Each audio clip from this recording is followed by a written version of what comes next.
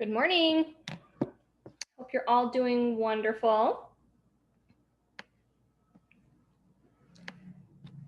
Okay, let me go ahead and get the PowerPoint pulled up and let's kind of review where we're at in the semester. So I'm going to pull up the Canvas as well, just to review where we're at.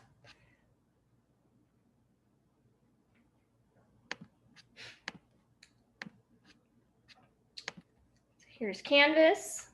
So we are right here. We're going to be covering section 3 today. There's a discussion on face masks and MRI.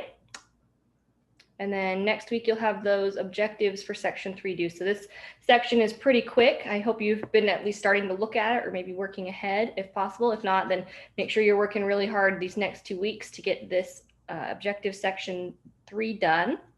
And then we have class again. We have a shorter period in between these 2 classes. And then we'll cover section 4, go through, we have a couple more discussions, and then the last set of objectives. So does anyone have any questions based on where we are at this point?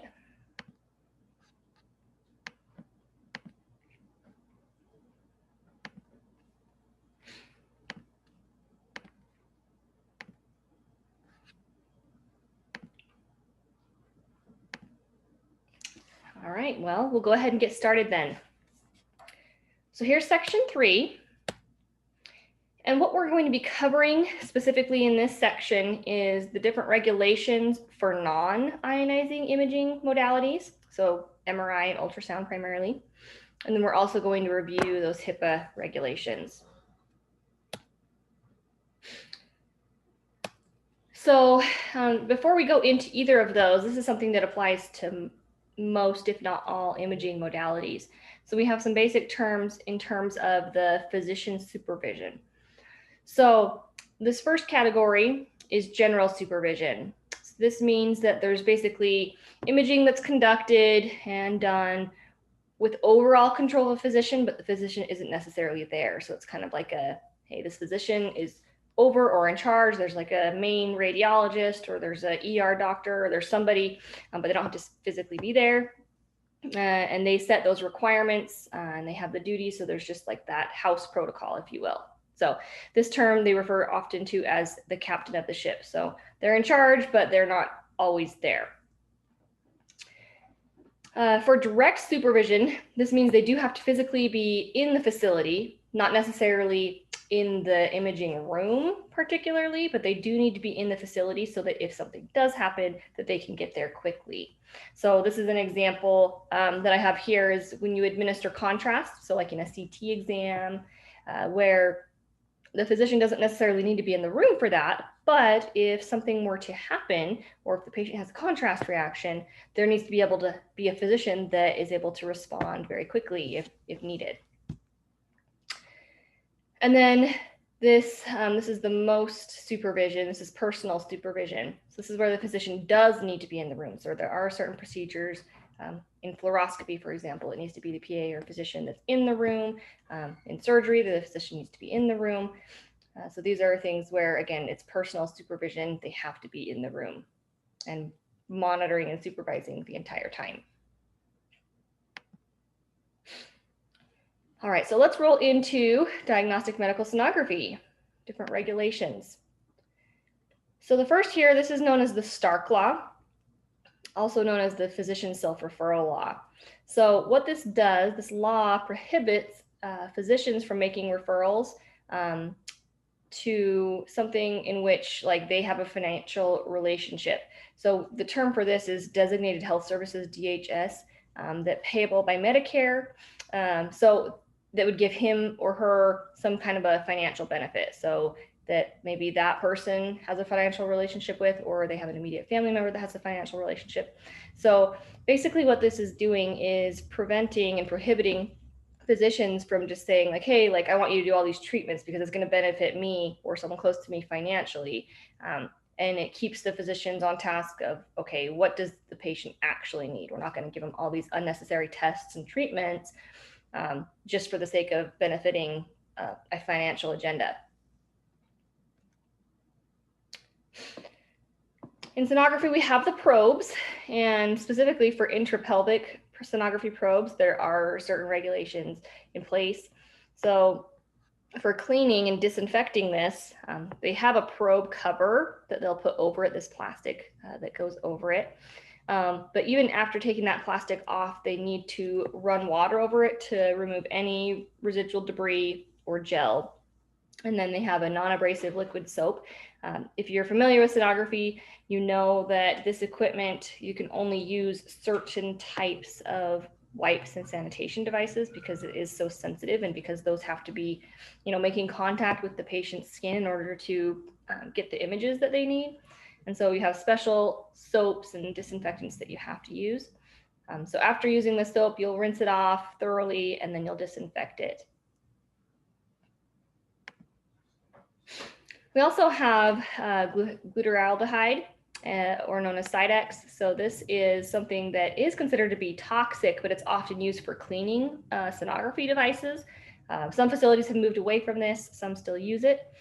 So if this is being used, there is risk for toxicity. And so to limit the exposure here, you follow PPE protocols. Where it is stored has to be in a well-ventilated room that has an exhaust and fume hood to help get rid of the fumes, those toxic fumes. It should only be used to disinfect. That should be the sole purpose of it.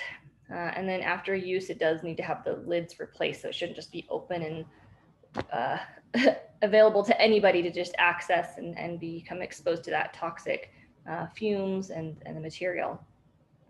And if there is skin contact, there has to be there. And if you're using this, then there's a chance you could get skin contact if you're not using the PPE properly or you mishandle something. And so anytime you have this and there's a possibility that you could have skin contact, there should be eye wash fountains and emergency showers so that you could immediately wash this off. Now, the FDA does have some regulations in terms of sonographic heat production. So in terms of ionizing radiation, ultrasound is considered to be safe in that aspect because we're not producing ionizing radiation or introducing that energy into the body. However, we do have some potential biological effects. These are things that are not necessarily known in terms of long-term effects, but the use of those sound waves can actually cause slight heating of tissues. And also there are some procedures, they can have pockets of gas. They actually have some procedures where they use air bubbles. And so those bubbles could potentially have some long-term effects that aren't necessarily known at this point. So because of that, again, the risks are considered very minimal, if any, with these biological effects. But we still use the ALARA principle in sonography for that reason. So we only use it when it's necessary to get a diagnosis or to rule out a diagnosis or for use with a treatment. And we don't just excessively use it just, as a kind of a backup. Like if a patient really insists that they have an ultrasound, but there's really no clinical indication for it, then you wouldn't want to just use it for that reason. We also have the Center for Devices and Radiologic Health, the CDRH. And so this is, again, FDA regulation of new sonography devices. And so this regulates the manufacturing process, the packaging, labeling, and how we import certain medical devices. And you may find this useful when you're going through your objectives for this section. There are class 1, 2, and 3 medical devices, and I have this FDA link that can be very useful in looking at those in very specific aspects, what they entail. If you're familiar, they have a lot of new sonography devices that have been coming out in recent years just because of improvements in technology. So for example, we were able to get some grant money through Weber State, like at Weber State. We were able to get some grant money and purchased some what we call butterfly probes. So these butterfly probes, they don't look exactly like this. They're a different brand, but they have a little probe and you can just hook it up into an iPad or into an iPhone. And then you can do sonography, and you just have to download a certain app, and then you can look at this. And so that's something that's been pretty fascinating, has becoming more common because it makes these things more portable, makes it easy to access to patients and whatnot. And they're a little more affordable than a full-on sonography unit.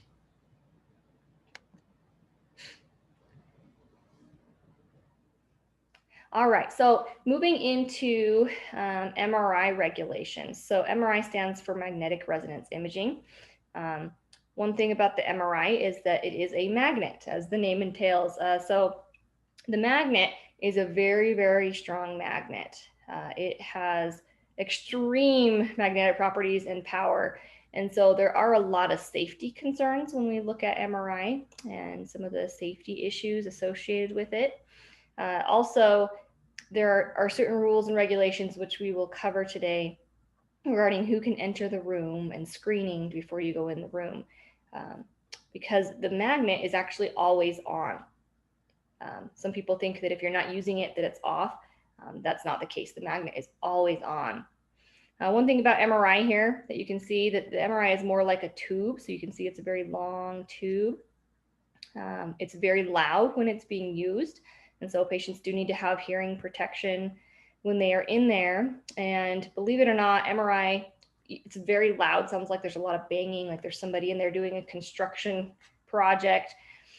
But there are actually no moving parts. The resonance portion of the word MRI means that we have some resonance, some vibrations that are happening. We're inducting magnetic fields and radio frequencies.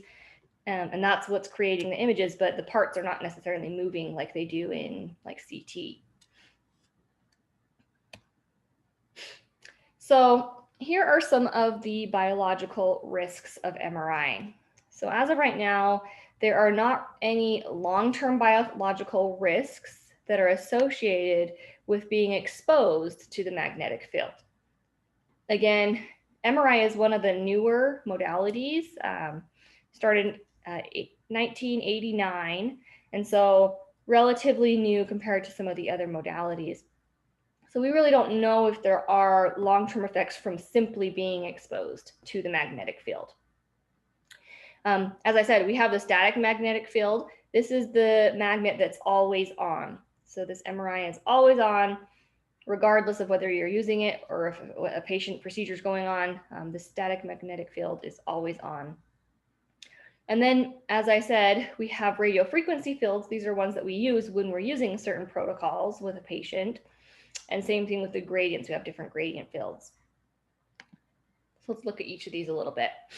So the static magnetic field, you can see in this image over here. So this kind of shows the property of the magnet. So this is the MRI, like the table, if you will, where the patient's lying. And this is kind of those magnetic lines.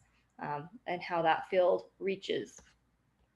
So if you have something metal that's magnetic and you start walking in the room, it's going to get pulled from you and it's going to be pulled straight into the MRI. This magnetic field has the potential for a temperature effect.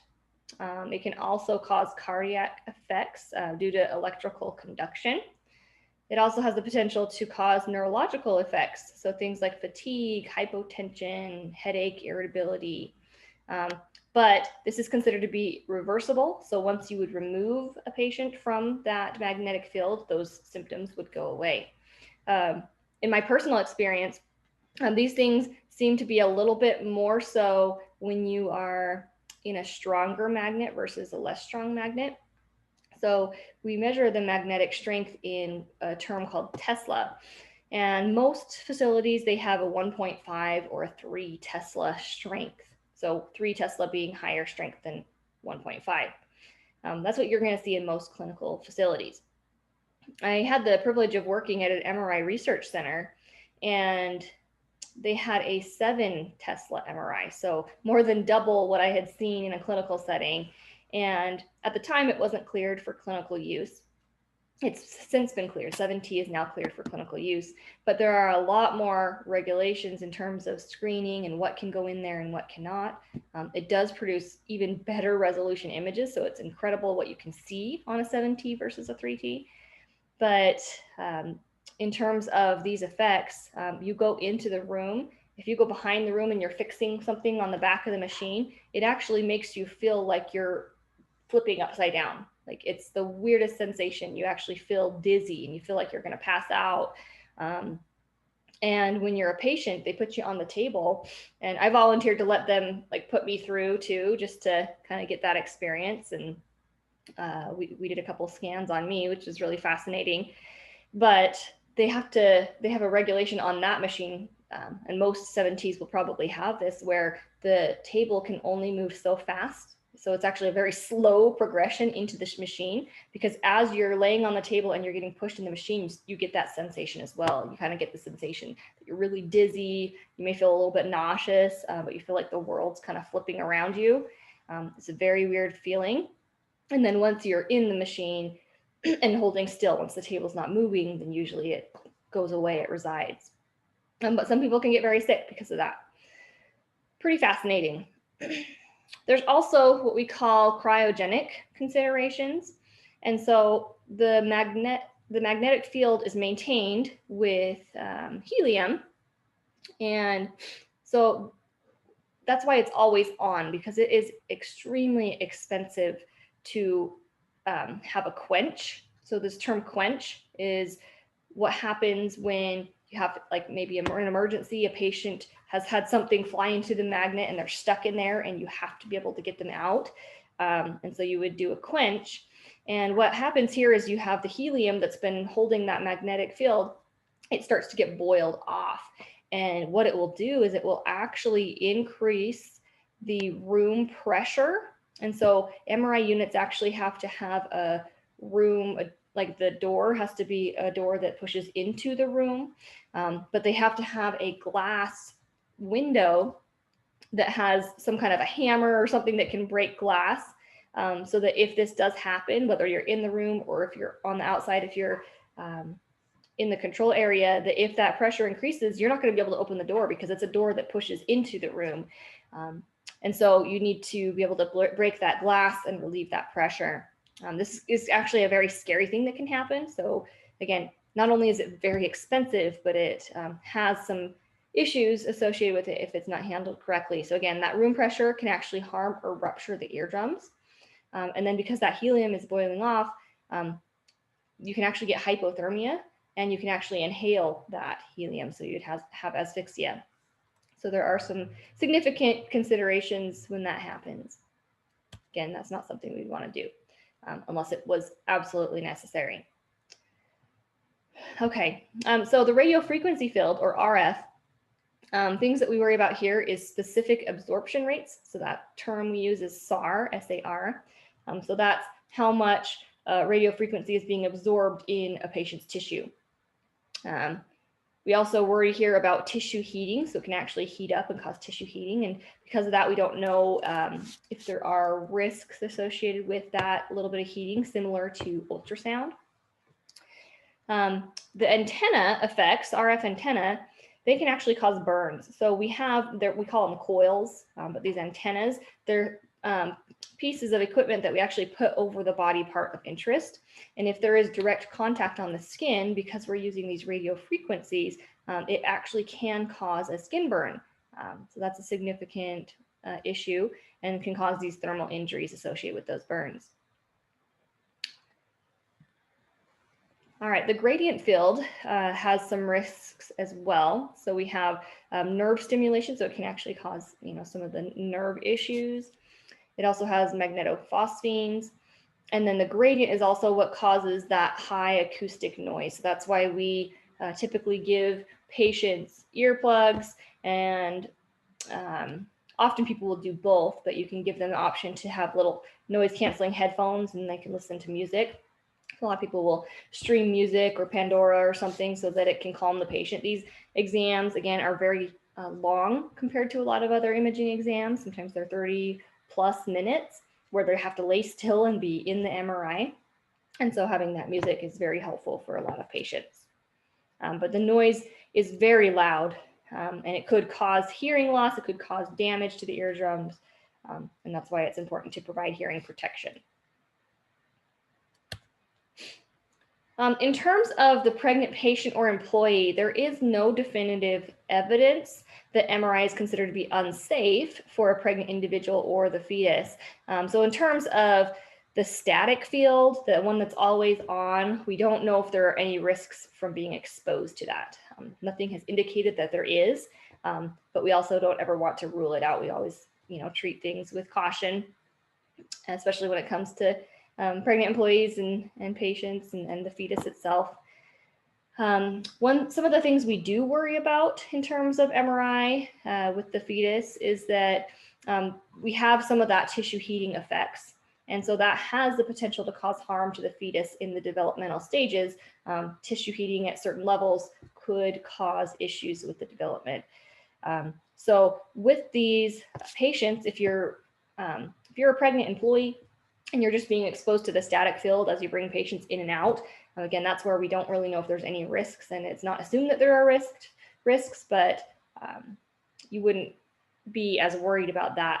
If you were a pregnant patient, again, the risks are minimal, if any, but we use very careful pulse sequences. So in terms of those RFs, those specific absorption rates, we're very careful about which protocols we use on a pregnant patient to help reduce that tissue heating and alleviate any of those risks as much as possible for the fetus. So biological and physical risks of MRI. So physical, as I said before, the magnet is always on. So there's a very strong magnetic field, and it causes a force of attraction with anything that's ferromagnetic. And this can cause safety issues such as projectiles or missiles. So for example, a patient has a pocket knife in their pocket. If they start walking into the room, it's going to start pulling. And then once they get to a certain point, it's going to rip right out of their pocket. It's going to go straight towards the MRI unit. One of the first white papers in MRI actually came about because a patient died because of an oxygen tank. So you can see on this image right here, we have an oxygen tank. It's metal. It turned into a projectile. Once it got into the room, it got into the magnetic field, got pulled right here into the bore where the patient's head was, and it actually killed the patient. And so this was in the early days of MRI, and obviously it was a big deal, was terrible incident that has caused a lot of these regulations to be in place to protect and prevent these types of events from happening. However, it's very, if you're an MRI tech, you know this, but it's very important that MRI techs screen anybody, even if they are not the patient. So some of the worst culprits are actually other healthcare providers that are bringing the patient, whether it's the nurse or maybe it's housekeeping or somebody that's coming over for another reason, or they're there with the patient. And they are notorious for forgetting that they have metal in their pockets, or they have something, or that oxygen tank is metal, things that you kind of think about with patient care aspects, but we have specific ones that are not ferromagnetic that we can use in MRI versus ones that you would be able to use throughout the whole hospital. An example, in an MRI suite, I was talking to a clinical site the other day, and there was a incident where they had a COVID patient and they were having issues breathing, and they wanted to bring the patient, they were having a hard time transferring the patient. And so the physician and the nurse were like, okay, we're going to just grab this table over here. And the table itself actually had stickers all over it because it was in the MRI suite. It said not MRI safe, not for use in MRI. They started trying to pull it into the MRI room. And so the MRI techs quickly jumped on it, and they were like, no, do not take that in there. It's going to, that could get pulled up and harm the patient. The patient's on the table right now. And that's something that, again, people that are not MRI personnel may forget about. They forget about those safety aspects and what could cause damage in there. So again, things that are loose, they can be pulled into the center of the magnet. An example, one of my first experiences investigating MRI, the facility that I was at actually had this big chain. It was metal. And they were like, look at what happens when you just hold this chain, but hold it as tight as you can and just walk very slowly towards the MRI. And it was crazy because as I got closer, it just actually started pulling. So it was just straight in in the air, like it was as if it was magic, you know, it's just getting pulled straight in the air. And once I got to that point, they're like, okay, don't go any further, because if you go any further, it's going to pull it out of your hands and we're not going to be able to get it off of the magnet. Because once it's on the magnet, that's very strong magnetic strength and it's not going anywhere. And another example is, so you can see in this image, this wheelchair. This wheelchair, you could have a super strong power lifter and it would be incredibly hard, if not impossible, to get this down without using a quench. There's also been incidences of entire hospital beds that have gotten pulled up into the MRI. So I think a lot of people underestimate the strength of the magnetic field of an MRI. Oops, hold on one second. So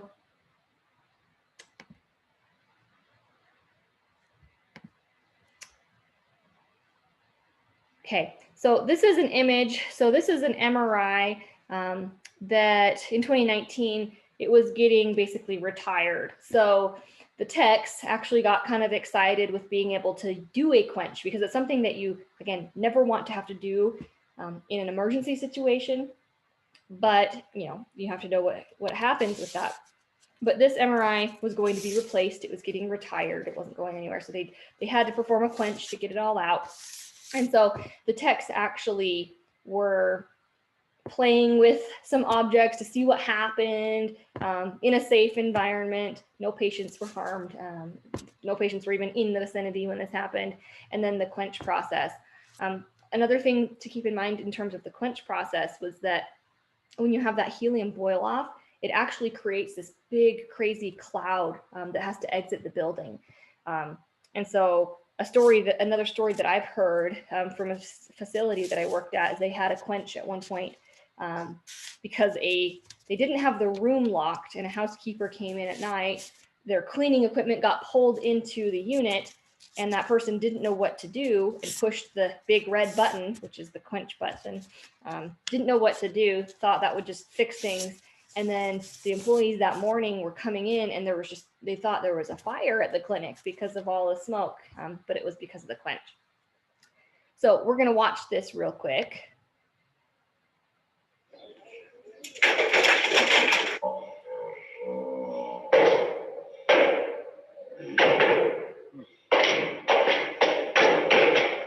So one thing to notice there is that not only does it get pulled into the magnet, but see how it's moving back and forth. Can you imagine how dangerous that would be if there was a patient in the tube? Because it's moving so fastly, and that's a big piece of metal that was getting pulled back and forth in the magnet.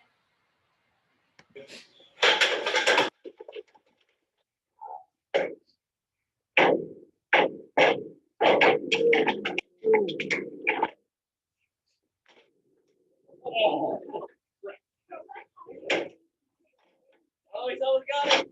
He's always got it. Don't drink it, son.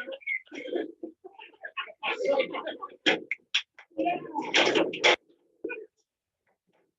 couldn't do this.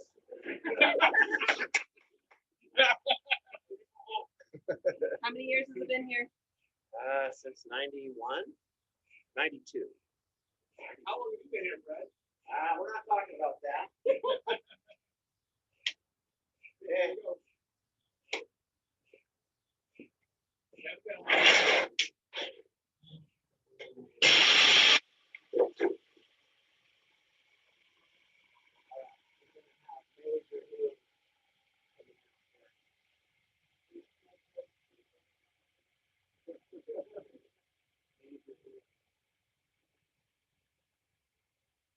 Tack though.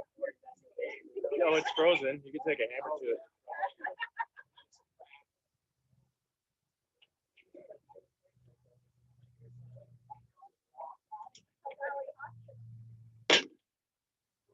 Party.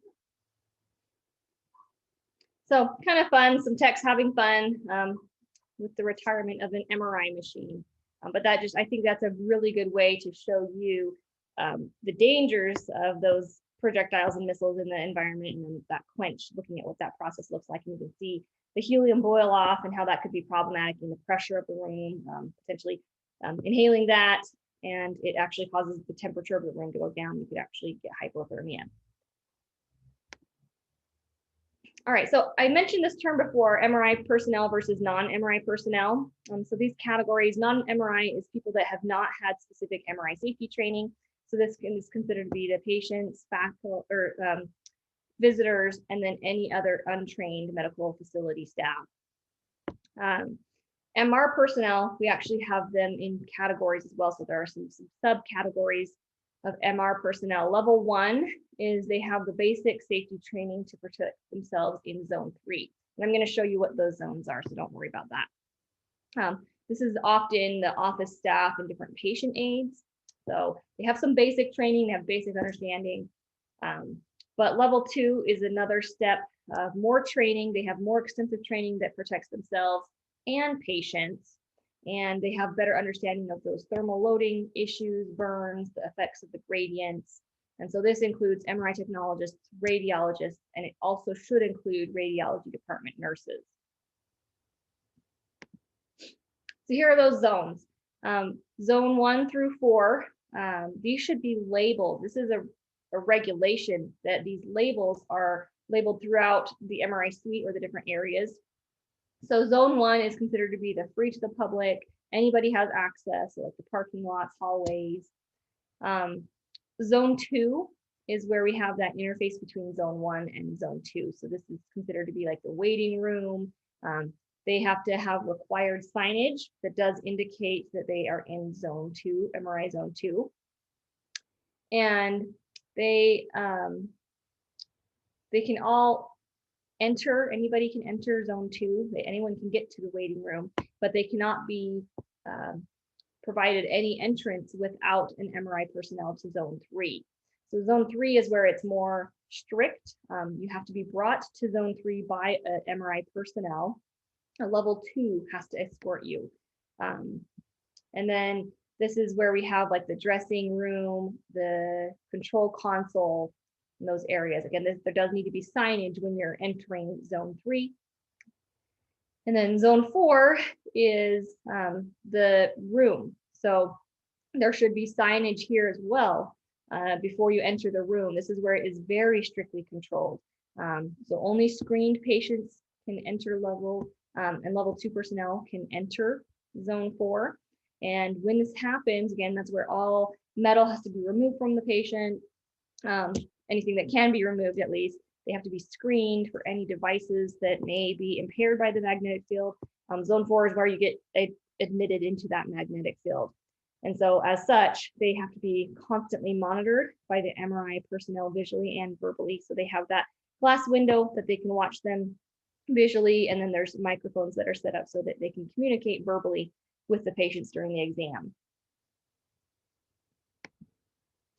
And this is what, not every suite is going to be exactly the same, but here's an example of those zones. So you can see here zone 1's public areas.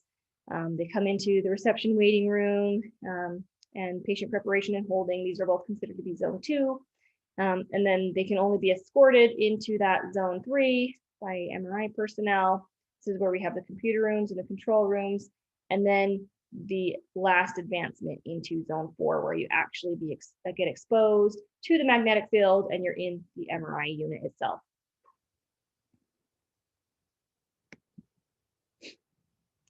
So these screening procedures are very rigorous, and they are constantly changing and updating because of new updates in different devices and things that can be put in a patient's body surgically. So it's important for technologists, MRI technologists, to stay up to date on what devices can go into the machine and which ones cannot. More medical devices are trying to make themselves MR compatible. So for example, in the early days, pacemakers were absolutely not allowed in the MRI. However, now there are pacemakers that are considered to be MR compatible under certain conditions. And so you would actually change your protocols, the RF frequencies, based off of what a certain device could use. But again, it's screening and making sure that you actually have a device that is compatible. And if it's not, then the patient cannot go in the MRI. So that's something to be very aware of. They also need to be screened for any other materials, things that could be in their pockets, like pocket knives, jewelry, bobby pins in their hair, Coins, that's another common culprit, belts, and those types of things. Also, some shoes actually have metal in their shoes. So you think about like steel-toed boots and things like that. There's just a lot of things that you don't realize have metal in them until you become an MRI tech, and then you have an idea of what can get pulled in the MRI. And then another big one is foreign bodies. So if a patient has a history of maybe they have a gunshot wound and they have some metal fragments, or they've had something in their eye, metal in their eye, they would actually have to go get an MRI or an X-ray to get cleared before they could come into MRI. So communication is really important. Most screening procedures will also use a metal detector to make sure there's nothing that's going to cause issues as they go into the MRI unit. They can also have, if they have previous imaging, you can pull that up to just verify. You'd be surprised at how many patients forget what things they may have had put in surgically. And so these can be a useful tool just to verify that there isn't anything to be concerned about, in addition to talking to the patient, screening them, and so on and so forth. All right, the last part of today's lecture is just reviewing the HIPAA regulations. So HIPAA stands for the Health Insurance Portability and Accountability Act, came about in 1996. We refer to it as HIPAA. And this required the Secretary of the US Department of Health and Human Services to create regulations that specifically protect the privacy and security of health information of patients. So there's the HIPAA privacy rule, and this is the national standards that protect health information. And then there's the security rule that has certain national security standards for information, how it is held, maintained, or transferred in electronic form. So things that have to be encrypted basically before you send it or transfer it, so that somebody can't just hack into and obtain this protected health information. So some of the major HIPAA requirements, we have administrative safeguards. So these are those policies and procedures that add security to how we handle health information. But it also is highly involved in the workforce training and management. So anytime you enter or get a job at a healthcare facility, or even as a student, you're going to get this HIPAA training. What's expected? What can you do? What can you not do? That's really important. And that is something that usually facilities have like yearly update. You have to kind of get recertified and show your competence in understanding the HIPAA requirements.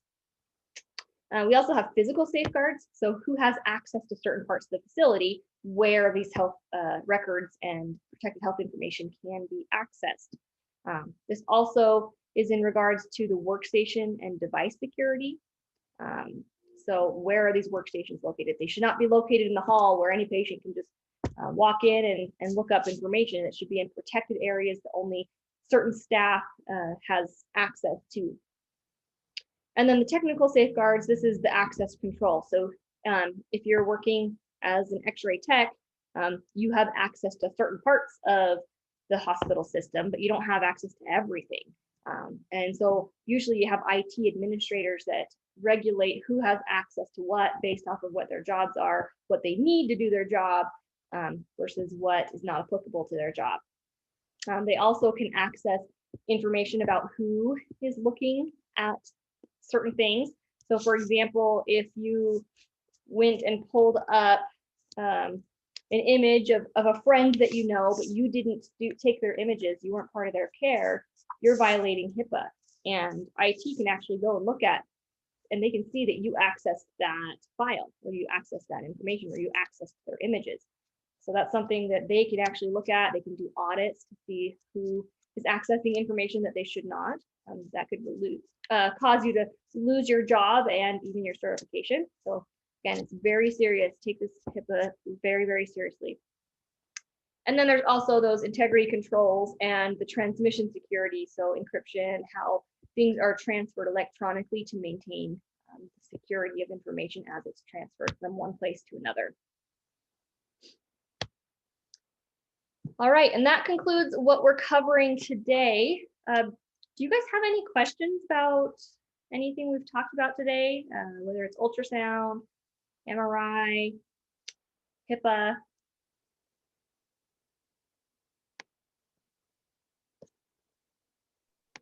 I have a question about the 7 Tesla MRI experience you had. Yeah.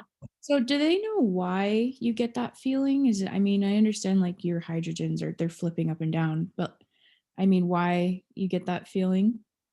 I think it mostly is just the hydrogen. It's because it's such a strong magnet that it is kind of flipping the molecules within your brain as well as throughout the body.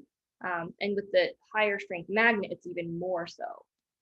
So that's probably the extent of my knowledge on that. But I think that just the stronger the magnet, the more likely you're going to have that effect. And it's kind of a surreal feeling, to be honest. It's kind of a weird, you don't expect it. And then you're like, whoa, that was real. Like patients are going to get dizzy, especially if they don't feel well or things like that. Yeah, thank you. That's a great question. Yeah, thanks.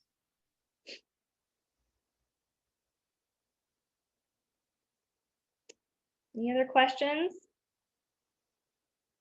Or stories? Do you guys have personal experiences with any of these things, with ultrasound or MRI or HIPAA?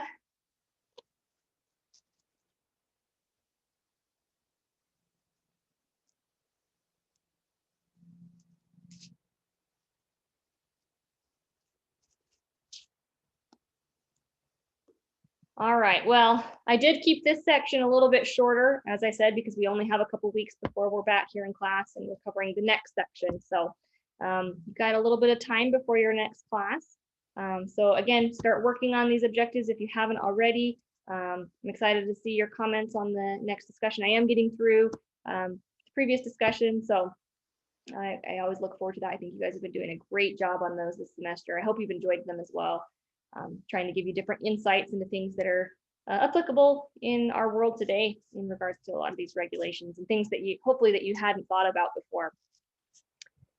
All right, well, I hope you have a wonderful rest of your day and we'll see you next time. Thank you. Mm-hmm. Thank you.